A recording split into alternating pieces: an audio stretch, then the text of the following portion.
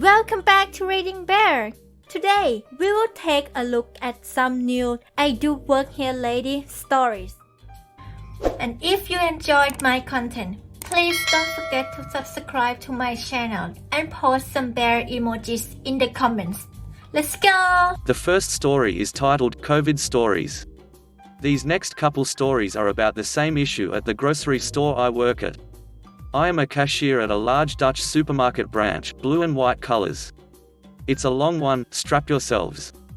With COVID going on, we have implemented a couple rules, such as mandatory shopping cart use, one per person, so we can count how many people are in the store. There's a limit with COVID, and so everyone keeps distance automatically. We try to enforce this as best as we can, and point it out to everyone who walks into the store without a shopping cart. You have to insert a coin into the carts to unlock them so you can use them, but we have decided to unlock them all for easier use. People didn't know that at first, so they're usually pretty pissed when trying to walk into the store and getting called by the person behind the service desk, which is right next to the entrance, and facing it to go grab a cart, and they notice they don't have any coins on them, to have it turn out that they're all unlocked. People who come to the store with their partners or only come to buy a couple onions or something usually get pissed too, because everyone needs to grab a cart. They complain about not needing a cart because they only need one item or their partner already has one, but that doesn't matter because every person needs to have a cart before entering the store. Our carts are placed a couple meters outside the store underneath a little roof thingy. You can't miss it. You basically walk past it when entering the store. We enforce this as best as we can, and people get pissed regularly. This is important. Story 1. One time, when I was just heading back home and walked past all the registers, I saw from afar that a tall, 40-ish-year-old black man, which is the type that usually only buys beer, grumpy and unfriendly, stands in line and pushes his cart to the side of the aisle, intending to leave it there to not have to bother with putting it back. He was standing pretty close to other customers, definitely within 1.5 m distance. If he had the cart, that wouldn't have been the case. Hence the following conversation. I had already changed out of my work uniform by this time. We cashiers often have to clean up carts people leave behind and didn't bother to put back, because right now there's no incentive to put it back to get your coin out. This really frustrates us, because we have other things to do, and it's clear where to put your cart. I saw this, and still being in the customer service mindset and to help my fellow cashiers still working, I decided to say something about it. I walked up to him and asked, "Sir, would you please take your cart with you in line, please? The rules aren't there for nothing. The cashiers here then also have to bother cleaning your stuff up because you're too lazy to bring that cart back, and they're already really busy." Complete silence. The dude just looks past me and ignores completely what I'm saying. He definitely knows I'm talking to him, I'm basically looking in his eyes at this point. He tries his best to not look at me. "Sir, I know you can hear me. Can you please take that cart back and take it with you like any other regular person would? Everyone else has to abide by these rules, and so do you." Still getting ignored. Mind you, I'm not small either. I'm about 192 centimeters, 6 feet 3 inches for the Americans, and definitely don't look scrawny. The other people in line start to pay attention to what's going on, and the line was getting longer. It was about 8 p.m, close to closing time, so there was only one register open. "Sir, I work here, I'm not saying this for no reason. Pick up your cart or I will have you removed from the store for violating store COVID regulations." He finally looked at me because he heard I work here, and met me with a barrage of commands. "Oh, so you work here? Well, why don't you open another register? I want to get served now." Luckily for me, the one sitting behind the register at that point joins into the conversation while helping another customer to clear the line. Me and him are the only two male cashiers at that store, and happened to be working at the same time at that moment. Even more lucky, there was a supervisor standing at the service desk at that point, also male, and both decided to chip in. As 3 didn't take crap and finally got him to take his cart and stand back in line. He kept arguing back about how it was busy and I have to open another register for him, while we were telling him that we're not gonna do that and that he still has to follow the rules we set in place. These details are a bit hazy, as I got a bit fed up and just wanted to head home. So I headed for the service desk, thanked the backup and left. I heard from my co-workers that he finally shut up, paid his beer, still left his cart, and left the store. Unfortunately he didn't get banned. He thought he could intimidate me, but ended up getting bashed by me with help from my co-workers. We're Dutch, so pretty straightforward. Customer is king is not really a thing here. Rules are rules. Story 2 and 3, they're very similar. I was heading home after a shift, and to do so you have to walk through the store to get outside. I decided to grab a couple snacks on the way out. We don't have to grab a cart, because we have the employee privilege that we can skip the line and pay at the service desk, which is next to the exit. Besides, we have to come from inside, so it would be too much of a hassle to go all the way to the other side of the store, go outside, grab a cart, go inside again, grab snacks, and go stand in line, which we don't have to do, which we could have done while on our way outside anyway. Anyways, I was grabbing a couple snacks for later that evening. I was walking around the store, keeping distance of everyone that passed. A few moments later a woman walks past, and says to me, "Hey young man, you know that you have to use a cart while shopping, right?" I answer, "I know ma'am, I work here, and I just got done with my shift." The woman apologizes, we had a laugh together and we moved on. Not quite the Karen story, but it still fits, kind of. Another time, it was during my shift, so I was wearing my company outfit. A couple of loud kids, maybe around 15-year-old, walked into the store, with carts luckily.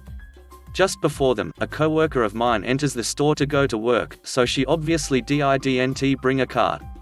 These kids were ranting and yelling next to me about how they get yelled at for not getting a cart. We don't yell at people, only raise our voice to get their attention when they don't hear us, but she could get inside without getting a cart and that it's bullcrap this, duck that, etc.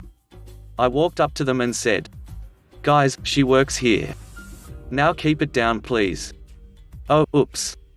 These last two stories weren't as entertaining, but still thought they fit this subreddit. The next story is titled, "Apparently I can't be a server if I have blue hair and piercings." This happened a couple of years ago. I was working at my parents' alpine hut, where it is indeed rather unusual to run into a metalhead girl with blue hair and piercings. I just had one on my face back then though. Yet, almost no one makes a fuss about that. Except Karen. I was bartending when she came in, looked at me and turned around to where my dad was checking some guests in, walked over to him and asked him why that filthy unemployed punker girl would be allowed back there. He answered, "That girl is my daughter, she is doing her job perfectly fine, and if you have such a big problem with her looks, you are free to leave." Karen went pale and left. We didn't see her again. The next story is titled, "Even if I'm male I can still be of help." Some background, I was working in a big drugstore in Germany, and here it's uncommon for men to work there. The fact that I have long hair makes me look somewhat feminine from behind, but my broad shoulders and my beard indicate that I'm in fact a male. Now onto the story. Op, me der, old lady. I was just stocking the shelves when Ol approached me. The following conversation ensues. Ol, "Excuse me miss, could you help me op?" While getting up and turning towards her, "Yes of course, how can I help you?" I didn't mind being misgendered because it happened every once in a while. Ol, "Oh you are a man, then you can't help me." Op, "I might be a man but I can still help you find what you are looking for." Ol, "I'm looking for a panty liner. But I don't think you're qualified enough for that since you're male." Op, "Even though I'm just a male apprentice I can still help you." Ol, "Oh well, let's give it a try." I then proceeded to show her exactly what she was looking for, but she still went to complain to my manager about me helping her because I'm a male. My manager told me I acted the right way, so that's that. The next story is titled, "Blocked in by Karen." I work as an RF engineer, which I was doing drive testing, DT, or basically testing a cell tower to see if it's up to spec. It's a very niche job where most people are flown in from all parts of the country, but it pays well. Anyway, I get dispatched to rural South Dakota in November last year, second week ever doing this line of work. Prior to that I've been laid off from IT helpdesk for 4 months and was doing Uber to survive.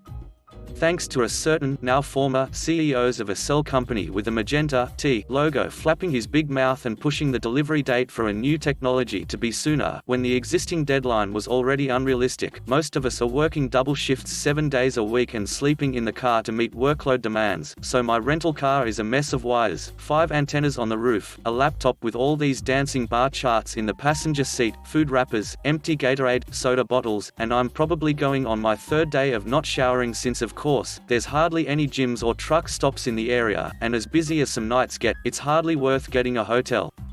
I'm almost done with a sight on a narrow dirt road on the side of a mountain when I see this Ford F-250 with all 4 lights on go up behind me. By the way, forgive my ignorance, but why do y'all drive like that? Even now that I have an SUV, it still blinds the hell out of me. I thought she stopped behind me because I was blocking her way, so I moved the car far enough out of the way for her to pass, and go back to work. Then, Karen, in all of her self-righteous and entitled glory, edit, SJW isn't the right word, and stereotypes, not just the pixie cut and age, but I now picture her voice, which is almost like Lois Griffin, nasally with a bit of whininess to it. She goes up to my window while I'm trying to get an accurate reading. Instead of just knocking on my window with her knuckles, she decides to use her ring to knock on the window, which of course is loud AF and startles me, but she thinks she's slick by trying to call me out on it. She starts asking what I'm doing. I calmly explain that I'm testing the cell tower and point at it, and a bunch of her other questions. She then demands that I show her my ID or authorization letter. I only have the ID of the contractor company, but since I'm new, nothing with a magenta T on it to save my life. I don't know who the hell name of company is, so why should I believe you? And there's no printed authorization letter, just an email on my phone giving the GPS coordinates of the towers. Lots of towers aren't exactly on a street address, and essential information about the tower, azimuths, frequencies, etc. Of course, this isn't good enough, and she says, "You're staying here until the cops come," and parks her truck sideways to block the road so that I can't get out. And then she gets in her truck, rolls up the window and starts browsing Facebook, completely ignoring anything I said and even turning up her radio. Of course, this puts me ridiculously behind schedule since the sheriffs have better things to do. The nearest sheriff's department is 20 miles away, and I'm having to livestream via WhatsApp to my coordinators who can't believe what's happening, and I can't make it to my next site. When they finally arrive a little over an hour later, although the deputy was friendly with me, he was even ratting off weird things like me coming out of her driveway and blocking it, which I was nowhere near it, nor did I even head any further down the street, and acting paranoid. By the time he got my side of the story, he was almost livid with her, and at this point, so was I. I was disappointed that he didn't follow through with his rantings about lying to the police being a felony, and also stuff about the fact that he could also send her to jail for placing me in false imprisonment, and at the moment I was pissed and said, "Well, what's stopping you? I want to press charges, but c'est la vie." By the time I left, 1.5 hours already passed, and of course, I lost the second shift commission since I wasn't able to make it in time. I've since had to make my own magnet decals with a major cell carrier's logo on it, picked up cars that are more likely to be used in an official capacity, e.g. Ford Explorer, Chevy Silverado, because nice try with a Camry, right, orange safety vest, added a sticker with a cell carrier's logo to my employee badge. Let's see you idiot at me now, Karens and Kevins of the world. So far nobody really said crap to me. Besides, even if someone was up to no good, would they choose some rural town without so much as a store for a few miles and sit on the side of the road at 6 p.m. with all lights on? Also, if the average crook was boxed in like that, that's sure a fine way to put her life at risk. If I found someone that's suspicious, I'd go home, copy their license plates and call the cops from the safety of my house. What an idiot. The next story is titled, Woman Working Male-Dominated Jobs. It always seems to be old men who have a problem receiving help from a woman. Roughly 10 years ago I worked for Geek Squad. If you don't know what that is, the uniform is a shirt and tie. Girls can wear skirts, but I'm not that kinda girl, so I wore pants. In other words, it doesn't look normal to see a woman in a shirt and tie. Anyway, this old fart came in first thing in the morning because old people get up at the ass crack of dawn. He jokingly asks to speak to one of the geeks. I was the opener and the only one there at the time, also the only woman in the department. I asked how can I help him, and he got a serious face and said, "No sweetie, I need to speak to a man." Never having been one to take anybody's crap, I replied, "Well sweetie, I'm the only one here, so you can tell me your problem or you can come back later." He left. I've since moved on from electronics repair and am now a licensed electrician. About a year ago I ran a service call with a coworker and my boss. The issue was that a fan that another electrician had installed would cause the recessed lights in the room to dim when the fan was turned on. This other guy had told the homeowner that we didn't wire the house correctly, hence why my boss was there too. The other electrician lived in the same development, so the homeowner called him over while we were there. We all introduced ourselves and he shook everyone's hand, except mine. Just kinda pretended I wasn't there. More recently I ran a service call with the same coworker to, you guessed it, an old man's house. I have my screwdriver and wire strippers in my back pocket and my impact on my hip. I put booties on over my muddy work boots to enter his house. While we were working, he started to ask plumbing questions. My coworker was quick to say he doesn't know anything about plumbing, but I used to work for an HVAC plumbing company, so I know some stuff. I explained the purpose of the bladder tank on his water heater, and this man had the audacity to then ask me, "So are you just hanging out for the day?" I told him, yeah, I decided to venture outside of the kitchen for a change. The next story is titled, I do work here, but didn't serve you. A long time ago, my first job was as a car hop for a restaurant that no longer has curb service. Not giving the name, but the logo, mascot was a young, smiling boy holding up a hamburger and wearing red and white checkered overalls. We were kind of busy this day and I was just doing my job and taking orders out to the families in their cars. I'm on my way back inside when some guy comes up to me and demands to know where his change is. Said he gave me $50 and I never came back to his car. I told him I didn't serve him and didn't have his change. He demanded to speak with my manager, so I stuck my head in the entrance door and asked someone to go get the manager. My manager comes out and this guy goes off about how he handed me a $50 and I never brought his change back. My manager asks to see my wallet. We wore a belt that held a pouch and coin changer along with a store wallet that we kept paper money in, and looked through it. My manager said I didn't have a $50 in my money. This was way before debit cards were a thing. The guy go off again saying I was stealing and needed to be fired. I just stood there looking at him like he had lost his mind. In the middle of his tirade, my coworker walks up and says, "Excuse me, here's your change." "Sorry it took so long, there was a line and the cash register, and I had to wait my turn to break your $50.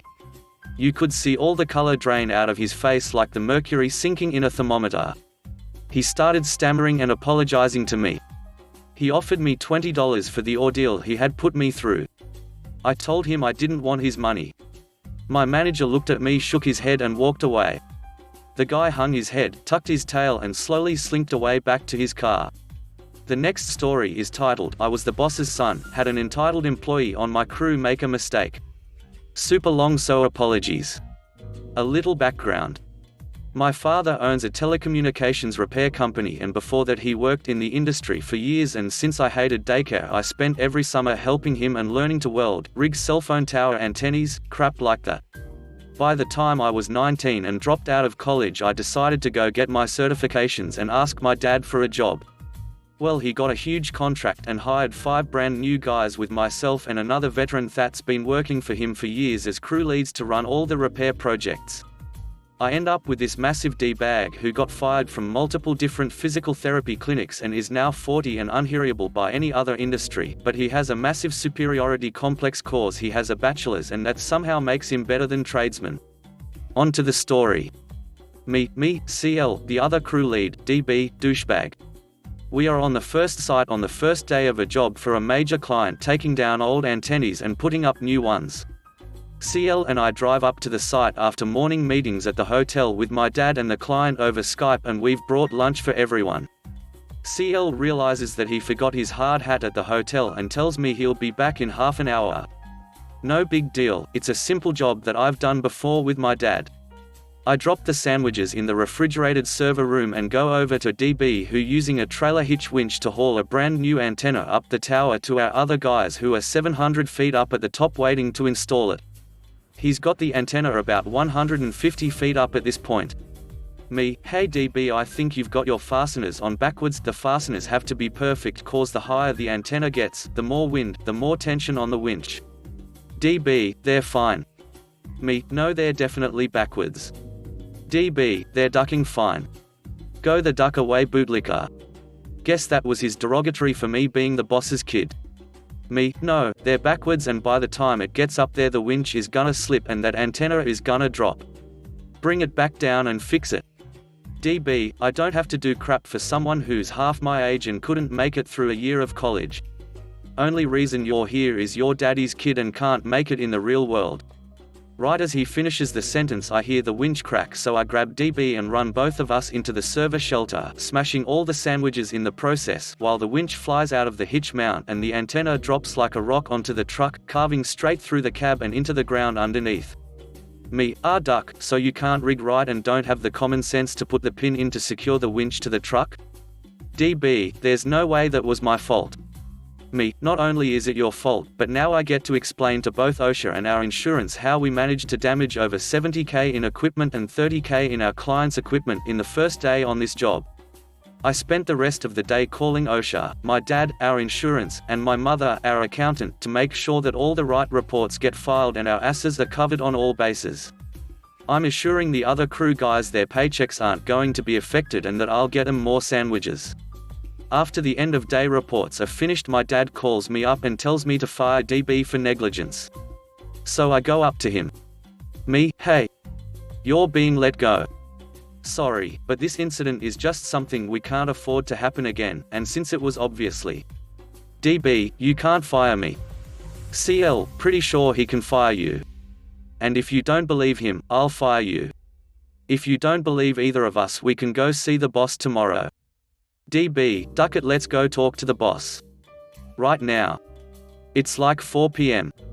We drive 3 hours, interrupt my family's dinner, and then sit there smugly on the couch in my dad's home office while he literally screams at this guy about costing him $100,000 and maybe a lost contract, and basically tells the guy he's filing a civil suit for negligence since I specifically came and told him he was doing something incorrectly. DB, what the duck does he know? He's just a kid.